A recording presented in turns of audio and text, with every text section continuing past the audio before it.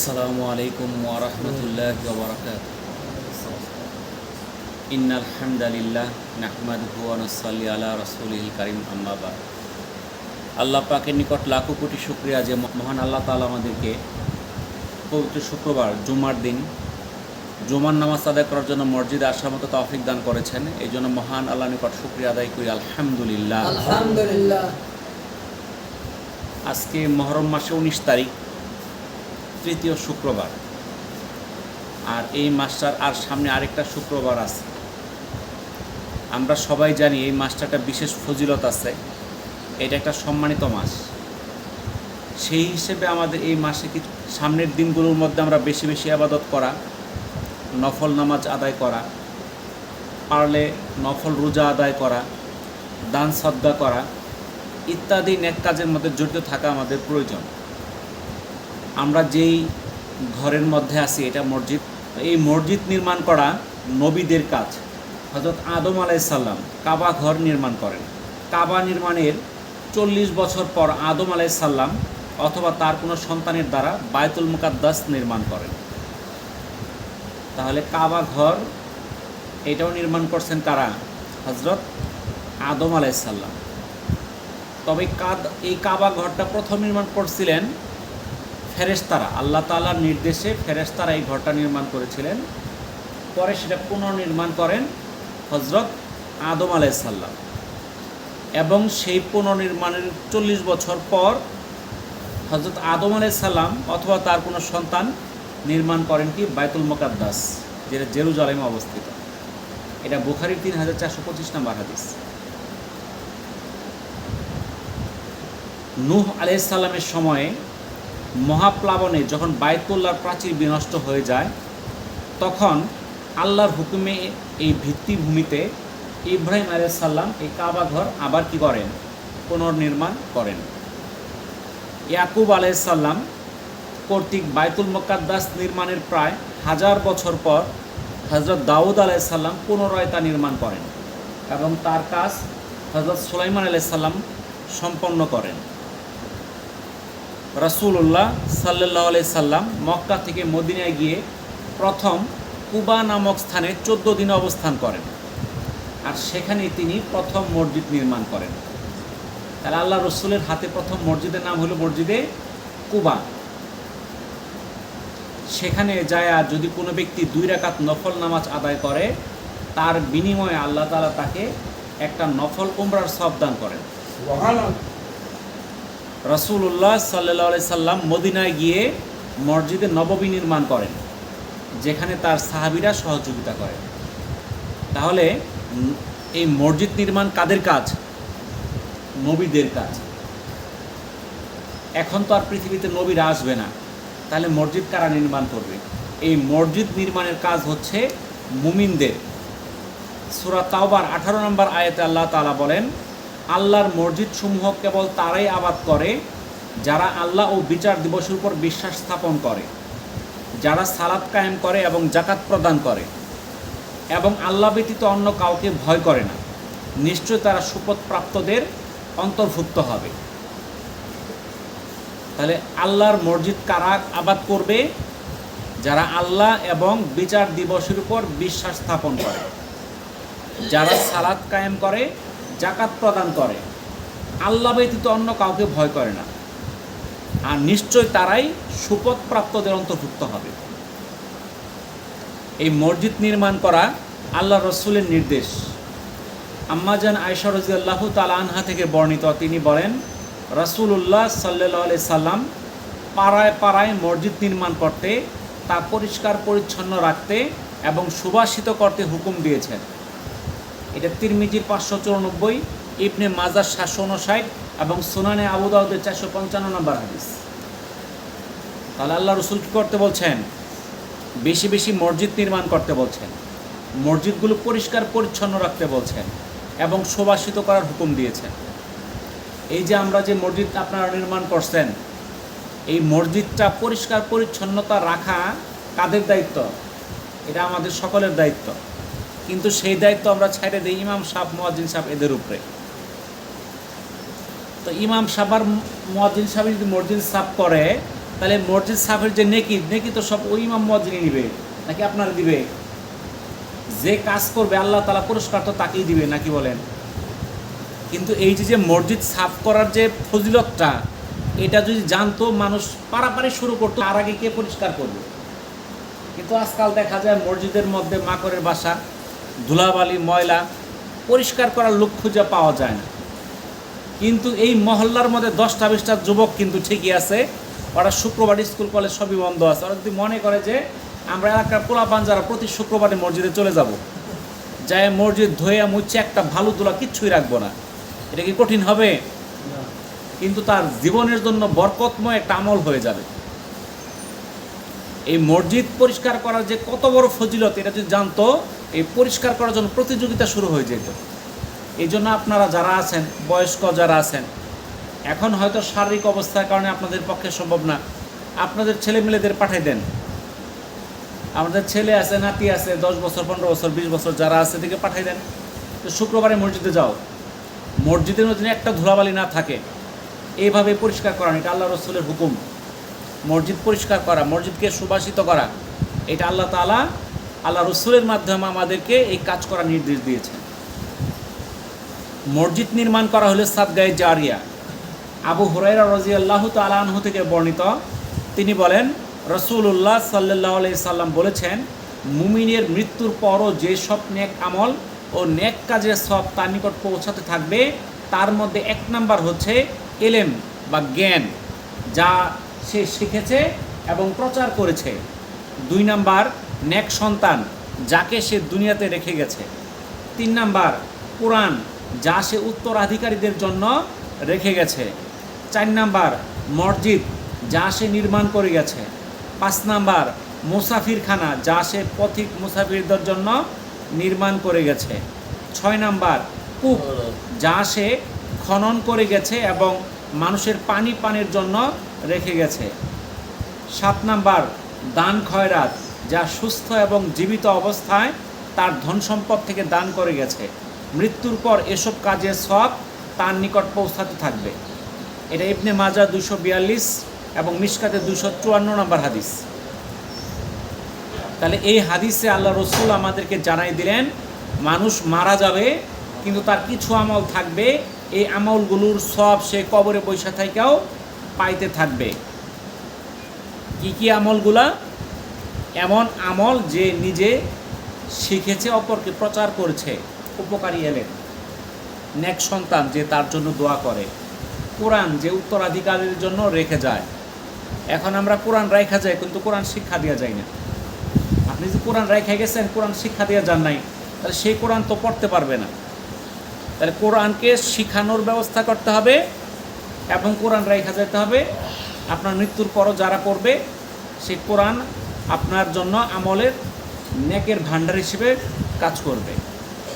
আর হচ্ছে মসজিদ, এই যে মসজিদ যারা নির্মাণ করে গেছে, এখানে জায়গা দিয়ে গেছে, যারা টাকা পয়সা দিছে এবং বিভিন্ন সময় দিবে, এই মসজিদে যত মানুষ নামাজ আদায় করবে, এই নামাজের একটা নেকির অংশ তাদের আমল নামায় চলে যাবে।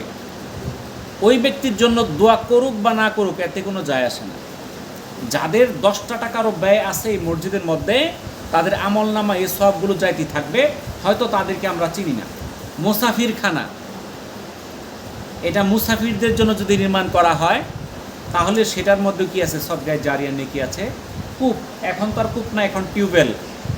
আপনি যেটা রাস্তার ধারে টিউবওয়েল দিয়ে দেন, এই যেটা মসজিদের সামনে টিউবওয়েল দিয়ে দেওয়া হয়েছে, এই টিউবওয়েল কারা দিচ্ছে আমরা জানি না, কিন্তু এই টিউবওয়েলে পানি মানুষ খাইতেছে, এই টিউবওয়েলে পানি দিয়ে উজু করতেছে, এই যে উজু করতেছে, এই টিউবওয়েল থেকে পানি উঠতেছে মোটর দিয়ে, তাই না? তাহলে এই যে হাজার হাজার লোক উজু করতেছে, এই সব কিন্তু তার আমল নামায় যাইতেছে। একটা টিউবওয়েল কিন্তু 20-50 হাজার টাকা লাগছে না, 2-4 হাজার টাকা দিয়ে গেছে। আমল করা কিন্তু সহজ। এরকম দান খয়রাত, যা সুস্থ এবং জীবিত অবস্থায় সে তার ধন সম্পদ থেকে দান করে যায়। আমরা যে ধন সম্পদ রেখে যেতেছি, আমাদের সন্তান সেটা কি করবে আমি জানি না। সেটা নেক কাজেও খরচ করতে পারে, বদ কাজেও খরচ করতে পারে।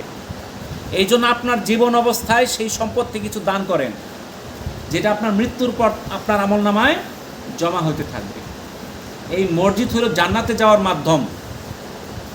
রাসূলুল্লাহ সাল্লাল্লাহু আলাইহি সাল্লাম বলেন, যে ব্যক্তি আল্লাহর সন্তুষ্টি লাভের উদ্দেশ্যে মসজিদ নির্মাণ করে, আল্লাহ তাআলা তার জন্য জান্নাতে একটি ঘর নির্মাণ করে দিবেন। এটা সহিহ বুখারী 450 এবং সহিহ মুসলিমের 533 নম্বর হাদিস। অন্য একটা হাদিসে আছে, এই মসজিদটা যদি পাখির বাসার মতো ছোট একটা মসজিদ হয়, তবু তার আমল নামায় তার জন্য জান্নাতে একটি ঘর নির্মাণ করে দেওয়া হবে। এটা সহিহ ইবনে হিব্বানের 1610 নম্বর হাদিস। আমরা মনে করি যে বিশাল বড় মসজিদ আমাকে নির্মাণ করতে হবে, তা না। মসজিদের একটা অংশ, এই একটা বিশাল মসজিদের মধ্যে একটা অংশ নির্মাণে যার ভূমিকা আছে, একটা ঈদ দানের মধ্যে যার ভূমিকা আছে, তারও সেই নেকিটা আছে। মসজিদে যে আমরা নির্মাণ করলাম, এই মসজিদ নির্মাণ করলে এখানে আরও কিছু ফজিলত আছে। কি ফজিলত? মসজিদে গমন করলে।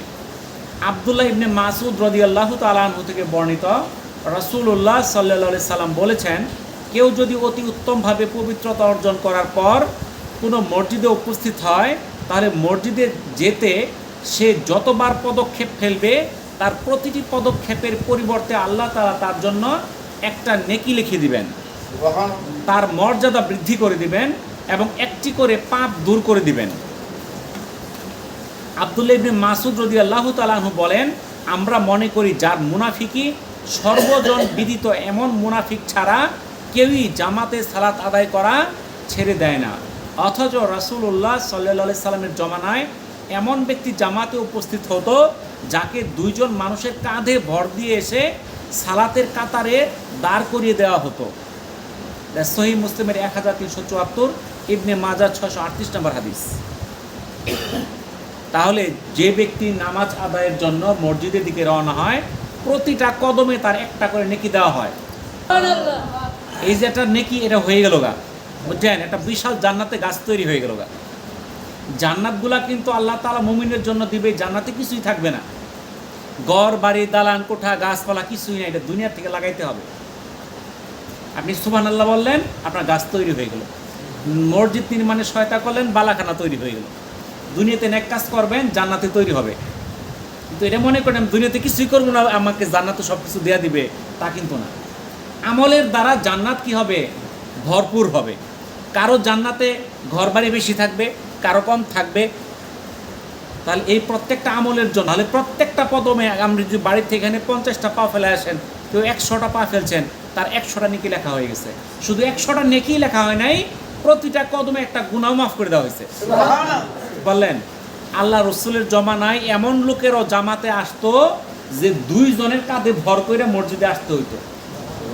রাসূলুল্লাহ সাল্লাল্লাহু আলাইহি সাল্লাম বলেন, আমি কি তোমাদের সেই জিনিসটির খবর দিব না যার সাহায্যে আল্লাহ তাআলা তোমাদের গুনাহকে মুছে দেন এবং যার মাধ্যমে তোমাদের মর্যাদা উন্নত করেন? সাহাবায়ে কেরাম রাদিয়াল্লাহু তাআলা আনহুম বললেন, হ্যাঁ ইয়া রাসূলুল্লাহ। তিনি বলেন, কঠিন সময়ে পরিপূর্ণভাবে ওযু করা, মসজিদের দিকে অধিক গমন করা এবং সালাতের পর আরেক সালাতের অপেক্ষা করা, এটাই তোমাদের জন্য আল্লাহর রাস্তায় পাহারা দেওয়া। এটা সহিহ মুসলিমের 251 নম্বর হাদিস। আল্লাহ রাসূল কি বললেন সাহাবীদেরকে, তোমাদের কি এমন জিনিসের খবর দেব না যার সাহায্যে তোমাদের গুনাহগুলো মাফ হয়ে যাবে, তোমার মর্যাদা বেড়ে যাবে? তখন সাহাবীরা বললেন, হ্যাঁ বলুন, অবশ্যই বলুন। তখন আল্লাহ রাসূল বললেন, কঠিন সময়ে পরিপূর্ণভাবে ওযু করা। এই কঠিন সময় বলতে বিভিন্ন কঠিন সময় থাকতে পারে, বিপদ আপদ হইতে পারে, ঠান্ডা হইতে পারে, বিশাল শীত, কষ্ট, এরপর আপনি পরিপূর্ণভাবে ওযু করলেন। মসজিদের দিকে বেশি বেশি গমন করা। কারা কারা মসজিদের দিকে বেশি গমন করে? যারা 5 ওয়াক্ত নামাজ আদায় করে, তারাই তো মসজিদের দিকে বেশি গমন করে। এবং এক সালাত শেষ হলে আরেক সালাতের অপেক্ষা করে। জোহর শেষ হচ্ছে কোন সময় আসর হবে, আসর শেষ হচ্ছে কোন সময় মাগরিব হবে, মাগরিব শেষ হচ্ছে কোন সময় এশা হবে, এরকম অপেক্ষা করে। তাদের মর্যাদা কাদের নেয়? যারা আল্লাহর রাস্তায় পাহারা দিতেছে তাদের নেয়। বনু সালিমা গোত্রের লোকেরা মসজিদে নববীর কাছে আসতে চাইলে রাসূলুল্লাহ সাল্লাল্লাহু আলাইহি সাল্লাম তাদেরকে উদ্দেশ্য করে বললেন, তোমাদের জায়গাতেই তোমরা থাকো, তোমাদের আমলনামায় তোমাদের পায়ের চিহ্নগুলো লেখা থাকবে। এই কথাই তিনি 2 বার বললেন। সহিহ মুসলিমের 665 এবং মিশকাতের 700 নম্বর হাদিস। বনু সালিমা গোত্রের লোকেরা বলল যে আল্লাহর রসুলের যে মসজিদে নববী, এটা তো একটু দূরে, আমরা বাড়ি ভাঙ্গিয়া কাছে এসে পড়ি, তাহলে মসজিদে আসা যাওয়াটা আমাদের সহজ হয়ে যাবে।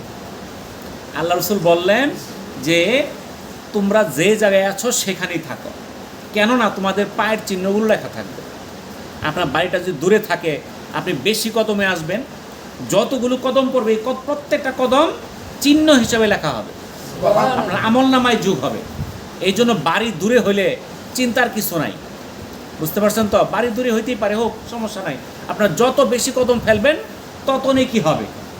রাসূলুল্লাহ সাল্লাল্লাহু আলাইহি সাল্লাম বলেছেন, যে ব্যক্তি সালাতের জন্য পূর্ণরূপে উজু করে তারপর ফরজ সালাত আদায়ের উদ্দেশ্যে রওনা হয় এবং মানুষের সাথে তা আদায় করে, অথবা তিনি বলেছেন জামাতের সঙ্গে, অথবা বলেছেন মসজিদে, আল্লাহ তাআলা তার পাপ সমূহ ক্ষমা করে দেন। এটা সহিহ মুসলিমের 232 এবং নাসাইর 856 নম্বর হাদিস। তাহলে যে ব্যক্তি পরিপূর্ণভাবে উজু করবে এবং ফরজ সালাতের উদ্দেশ্যে রওনা হবে এবং মানুষের সঙ্গে আদায় করবে, অর্থাৎ জামাতের সঙ্গে, মানুষের সঙ্গে মানে কি, জামাতের সঙ্গে আদায় করবে, আল্লাহ তাআলা তার গুনাহগুলো মাফ করে দিবেন। রাসূলুল্লাহ সাল্লাল্লাহু আলাইহি সাল্লাম বলেছেন, যে ব্যক্তি ফরজ সালাতের জন্য উজু করে নিজ ঘর থেকে বের হবে সে একজন ইহরাম পরিধানকারী হাজির সমান সওয়াব পাবে। আর যে ব্যক্তি শুধু চাশতের নামাজ আদায় করার জন্য বের হবে সে একজন উমরাকারী সমান সওয়াব পাবে। আর যে ব্যক্তি এক ওয়াক্ত সালাত আদায়ের পর থেকে আরেক ওয়াক্ত সালাত আদায়ের মধ্যবর্তী সময়ে কোনো বাজে কাজ বা কথা বলবে না, তার নাম ইল্লিউনে লিপিবদ্ধ করা হবে। সুনানে আবু দাউদের 558 এবং মুসনাদে আহমদের 22,304 নম্বর হাদিস। এই হাদিসে আল্লাহ রাসূল কি বলে দিলেন? যে ব্যক্তি ফরজ সালাত আদায়ের জন্য নিজ ঘর থেকে ওযু করে বের হবে তার সওয়াব হলো ইহরাম পরিধানকারী হাজির নেয়। আর যে ব্যক্তি চাশতের নামাজ পড়ার জন্য বাড়ি থেকে বের হয় তাকে উমরাকারীর সমপরিমাণ নেকি তার আমলনামায় দিয়ে দেওয়া হবে। আর যে ব্যক্তি এক নামাজের ওয়াক্ত থেকে আরেক নামাজের ওয়াক্ত পর্যন্ত কোনো বেহুদা কাজে বা বেহুদা কথায় লিপ্ত হবে না, তার নামটা ইল্লিউনে লেখা হবে। ইল্লিউন হলো এমন একটা জান্নাতের স্থান যেখানে নেককার মুমিনদের বাসস্থান, ওইখানে তার নামটা লিখে দেওয়া হবে। বলেন সুবহানাল্লাহ। আবু উমামা বাহিলি রাদিয়াল্লাহু তাআলা আনহু থেকে বর্ণিত, রাসূলুল্লাহ সাল্লাল্লাহু আলাইহি সাল্লাম বলেছেন, 3 প্রকার লোকের প্রত্যেকেই মহান আল্লাহর দায়িত্বে থাকে। প্রথম, যে ব্যক্তি মহান আল্লাহর পথে জিহাদের জন্য বের হয় এবং তার মৃত্যু পর্যন্ত আল্লাহ তার জিম্মাদার, অতঃপর আল্লাহ তাকে জান্নাতে প্রবেশ করাবেন কিংবা তাকে নিরাপদে তার নেকি ও গনিমত সহ তাকে বাড়িতে ফিরিয়ে দিবেন। 2 নাম্বার, যে ব্যক্তি মসজিদে যায় আল্লাহ তার জিম্মাদার, এমনকি তার মৃত্যুর পর আল্লাহ তাকে জান্নাতে প্রবেশ করাবেন। 3 নাম্বার, যে ব্যক্তি ঘরে সালাম দিয়ে প্রবেশ করে আল্লাহ তাআলা তার জিম্মাদার। এটা সুনানে আবু দাউদের 2494 এবং সহিহ ইবনে হিব্বানের 499 নম্বর হাদিস। সালমান রাদিয়াল্লাহু তাআলা আনহু থেকে বর্ণিত, রাসূলুল্লাহ সাল্লাল্লাহু আলাইহি সাল্লাম বলেছেন, যে ব্যক্তি স্বীয় বাড়িতে ওযু করে তারপর মসজিদে আগমন করে সে আল্লাহর ঘর জিয়ারতকারী। যার জিয়ারত করা হয় তার উপর ওয়াজিব হলো জিয়ারতকারীর সম্মান করা। এটা তাবরানী মুজামুল কাবিরের 6139 নম্বর হাদিস। আবু হুরায়রা রাদিয়াল্লাহু তাআলা আনহু থেকে বর্ণিত, রাসূলুল্লাহ সাল্লাল্লাহু আলাইহি সাল্লাম বলেছেন, যে ব্যক্তি আমার মসজিদে আসে এবং শুধু ভালো কাজের উদ্দেশ্যে আসে, হয় সে এলেম শিক্ষা দেয় অথবা নিজে এলেম শিখে, সে আল্লাহর পথে জিহাদে অংশগ্রহণকারী সমতুল্য। এটা ইবনে মাজাহ 227 এবং মিশকাতে 742 নম্বর হাদিস। মসজিদে কি উদ্দেশ্যে আসে? কিছু শিখার জন্য অথবা কিছু শেখানোর জন্য। তার দ্বারা তারা কোন পথে আছে? আল্লাহর পথে জিহাদে অংশগ্রহণ করেননি। কত বড় সুসংবাদ! আনাস বিন মালিক রাদিয়াল্লাহু তাআলা আনহু থেকে বর্ণিত, রাসূলুল্লাহ সাল্লাল্লাহু আলাইহি সাল্লাম বলেন, যারা অন্ধকার রাতে মসজিদে যাতায়াত করে তাদেরকে কিয়ামতের দিন পূর্ণ জ্যোতির সুসংবাদ দাও। এটা সুনানে আবু দাউদের 561 নম্বর হাদিস। অর্থাৎ আমরা অন্ধকার, এশার সময়, ফজরের সময় অন্ধকার থাকতে বের হই। যারা এই অন্ধকার সময় মসজিদে যাতায়াত করবে তাদেরকে আল্লাহ তাআলা কিসের সুসংবাদ দিয়েছেন? পূর্ণ জ্যোতির সুসংবাদ দান করেছেন। অন্যত্র রাসূলুল্লাহ সাল্লাল্লাহু আলাইহি সাল্লাম বলেন, নিশ্চয়ই আল্লাহ কিয়ামতের দিন ওই ব্যক্তির জন্য উজ্জ্বল আলোর ব্যবস্থা করবেন যারা অন্ধকারে মসজিদে গমন করত। এটা সহিহ আত-তারগিবের 317 নম্বর হাদিস। আবু হুরায়রা রাদিয়াল্লাহু তাআলা আনহু থেকে বর্ণিত, আল্লাহ রাসূল সাল্লাল্লাহু আলাইহি সাল্লাম বলেন, আল্লাহ তাআলা 7 ব্যক্তিকে সেই দিন আরশের ছায়া কি দিবেন, স্থান দিবেন, যেদিন সেই ছায়া ব্যতীত আর কোনো ছায়া থাকবে না। আবু হুরায়রা রাদিয়াল্লাহু তাআলা আনহু থেকে বর্ণিত হাদিসটা, এই হাদিসে আল্লাহ রাসূল বললেন 7 শ্রেণীর ব্যক্তি সেই দিন আরশের ছায়া স্থান পাবে, যেই দিন আরশের ছায়া ছাড়া আর কোনো ছায়া থাকবে না। কোন সেই 7 ব্যক্তি? 1 নাম্বার ন্যায়পরায়ণ নেতা, 2 নাম্বার সেই যুবক যার যৌবন আল্লাহ তাআলার ইবাদতে লিপ্ত করেছে, অভিহিত করেছে। 3 নাম্বার সেই ব্যক্তি যার অন্তর মসজিদ সময়ের সঙ্গে লটকে থাকতো, অর্থাৎ সর্বদা মসজিদের সঙ্গে তার দিলটা আকৃষ্ট থাকতো। সেই 2 ব্যক্তি যারা আল্লাহ সন্তুষ্টি লাভের উদ্দেশ্যে ভালোবাসা স্থাপন করে, যারা এই ভালোবাসার উপর মিলিত হয় এবং এই ভালোবাসার উপরেই চিরবচ্ছিন্ন হয়। সেই ব্যক্তি যাকে কোনো বংশীয় ও সুন্দরী নারী আহ্বান করে কিন্তু সে বলে আমি আল্লাহকে ভয় করি। সেই ব্যক্তি যে দান করে গোপন করে, এমনকি তার ডান হাত যা প্রদান করে তা তার বাম হাতেও জানে না। আর সেই ব্যক্তি যে নির্জনে আল্লাহকে স্মরণ করে, ফলে তার উভয় চোখ অশ্রুতে ভরে যায়। এটা সহিহ বুখারী 660 এবং সহিহ মুসলিমের 1031 নম্বর হাদিস। তাহলে এই হাদিসে আমাদের ওই আরশের নিচে ছায়া পাওয়ার সুযোগ আছে কি নাই বলেন তো দেখি? অনেকগুলা সুযোগ কিন্তু আছে। একটা হলো কোনটা? প্রথমটা হলো ন্যায়পরায়ণকারী শাসক, ন্যায়পরায়ণকারী নেতা। এটা বর্তমানে পাওয়া খুব কঠিন। সেই যুবক, যেই যুবক যৌবনকালটা ইবাদতের মধ্যে অতিবাহিত করেছে, আর যাদের অন্তর সবসময় মসজিদের সঙ্গে সম্পৃক্ত থাকে, মসজিদ নিয়ে সে টেনশনে থাকে, মসজিদ কিভাবে আবাদ করা যায়, মসজিদের মধ্যে সকল মানুষকে কিভাবে নিয়ে আসা যায়, এই চিন্তায় যে থাকে, সেও সেই আরশের নিচে ছায়া পাবে। এমন 2 ব্যক্তি যাদের সম্পর্ক হয় আল্লাহ সন্তুষ্টি লাভের উদ্দেশ্যে, তারা একে অন্যে মিলিত হয় এবং তাদের ভালোবাসার উপর তারা চিরবিচ্ছিন্ন হয়ে যায়। এই ভালোবাসা থাকা অবস্থায় তাদের মৃত্যু হয়। এর অর্থ বুঝছেন? আমার বাড়ি নকলা, এখানে আইসি, আপনারা কি আমার মহব্বত করেন? কোন মহব্বত করেন? আপনারা কি এটা অবশ্যই দিচ্ছি, খাওয়াইছি কিসের জন্য? এটা হলো আল্লাহর রাজি খুশির জন্য, অন্য কোনো উদ্দেশ্য না।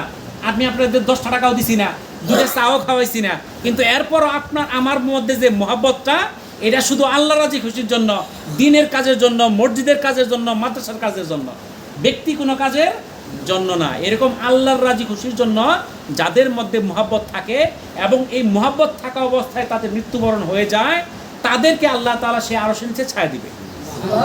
বুঝতে পারছেন কত বড় সুন্দর সুযোগ? আরেকটা আছে, যে ব্যক্তি কোনো উচ্চ বংশীয় বা সুন্দরী নারী তাকে আহ্বান করে আর সেই যুবক বলে আমি আল্লাহকে ভয় করি। আরেক শ্রেণী আছে কারা? যারা গোপনে দান করে, এত গোপনে দান করে, ডান হাত দান করলে বাম হাতও টের পায় না। আরেকটা ব্যক্তি যারা অন্ধকারে নির্জনে আল্লাহর ভয়ে কান্না করে, চোখ থেকে পানি বের করে, তাদেরকেও আল্লাহ তাআলা সে আরশের নিচে ছায়া দিবে। তাহলে কত বড় সুসংবাদ! আমরা কিন্তু প্রত্যেকেই সেই ছায়া স্থান পাওয়ার চেষ্টা করলে পারি আমরা। আবু হুরায়রা রাদিয়াল্লাহু তাআলা আনহু থেকে বর্ণিত, রাসূলুল্লাহ সাল্লাল্লাহু আলাইহি সাল্লাম বলেন, যে ব্যক্তি সকাল বিকাল মসজিদে যাবে, আল্লাহ তাআলা তার জন্য প্রত্যেকবার যাতায়াতের জন্য জান্নাতে একটি মেহমানদারি ব্যবস্থা করে রাখবেন, চাই সে সকালে যাক কিংবা সন্ধ্যায় যাক। এটা সহিহ বুখারীর 662 নম্বর হাদিস। আবু হুরায়রা রাদিয়াল্লাহু তাআলা আনহু থেকে বর্ণিত, তিনি বলেন রাসূলুল্লাহ সাল্লাল্লাহু আলাইহি সাল্লাম বলেছেন, ঘরে অথবা বাজারে সালাত আদায় করার চেয়ে মসজিদের জামাতের সঙ্গে সালাত আদায় করা সওয়াব 25 গুণ বেশি। কারণ কোনো ব্যক্তি ভালো করে ওযু করে কেবল সালাত আদায় করার জন্যই মসজিদে আসে, তার প্রতি কদমের বিনিময়ে একটি মর্যাদা বৃদ্ধি করা হয় আর একটি গুনাহ মাফ করে দেওয়া হয়। সালাত আদায় শেষ করে যখন সে মুসল্লায় বসে থাকে, তখন ফেরেশতাগণ অনবরত তার জন্য দোয়া করতে থাকে, হে আল্লাহ তুমি তার উপর রহমত বর্ষণ করো। এটা সহিহ বুখারীর 647 নম্বর হাদিস। অন্য বর্ণনায় এসেছে, ফেরেশতারা বলতে থাকে, হে আল্লাহ এই বান্দাকে ক্ষমা করে দাও, তার তওবাও কবুল করা হয়ে থাকে।